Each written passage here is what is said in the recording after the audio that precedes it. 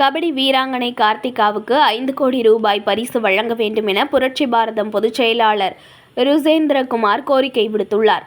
புரட்சி பாரதம் கட்சியின் சார்பில் விழுப்புரம், கடலூர், கள்ளக்குறிச்சி ஒருங்கிணைந்த மாவட்ட ஆலோசனை கூட்டம் விழுப்புரம் நகரில் உள்ள ஒரு தனியார் திருமண மண்டபத்தில் நடைபெற்றது.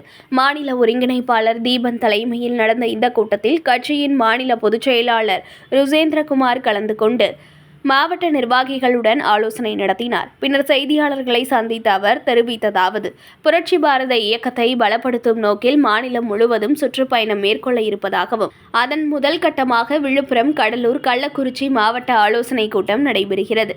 இதில் கட்சியின் வளர்ச்சி மற்றும் 2026 சட்டமன்ற தேர்தல் தயாரிப்பு குறித்து விவாதிக்கப்பட்டது என்றார். மேலும் சதுரங்கத்தில் வெற்றி பெற்ற குகேஷுக்கு தமிழக அரசு 5 கோடி ரூபாய் பரிசு வழங்கியுள்ளது. ஆனால் கபடியில் வெற்றி பெற்ற கார்த்திகாவுக்கு வெறும் 25 லட்சம் மட்டுமே அளித்துள்ளது.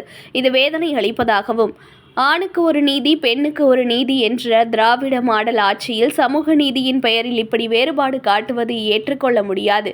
எனவே கபடி வீராங்கனை கார்த்திகாவிற்கு 5 கோடி பரிசு வழங்க தமிழக அரசு நடவடிக்கை எடுக்க வேண்டும் என கோரிக்கை வைத்தார். இந்த புரட்சி பாரத இயக்கத்தை பலப்படுத்தி கட்சியுடைய வளர்ச்சிக்கு பாடுபடுவேன் என்பதை நான் தெரிவித்துக் கொள்கின்றேன்.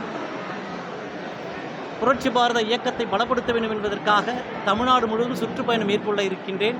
அதனுடைய முதல் கட்டமாக இன்றைக்கு விழுப்புரம், கடலூர், கள்ளக்குறிச்சி ஒருங்கிணைந்த மாவட்டத்துடைய ஆலோசனை கூட்டம் இந்த விழுப்புரம் மாவட்டத்தில் நடைபெற்று கொண்டிருக்கின்றது.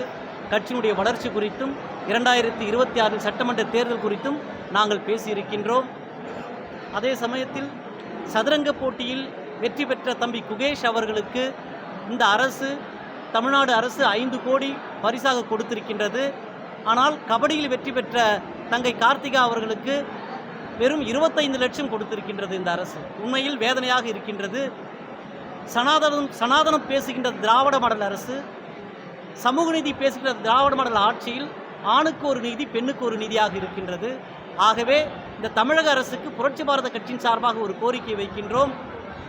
தங்கை கார்த்திகா அவர்களுக்கு 5 கோடியாக தர வேண்டும், நிதியுதவி கொடுக்க வேண்டும் என்று நாங்கள் புரட்சி பாரத கட்சியின் சார்பாக கோரிக்கை வைக்கின்றோம். தலைவர் ஜெகன்மூர்த்தியார் சொல்லியிருக்காரு, ஜனவரியில் பொதுக்குழு கூட்ட போகிறோம், அந்த பொதுக்குழுவில் தலைவர் அவர்கள் அறிவிப்பார்.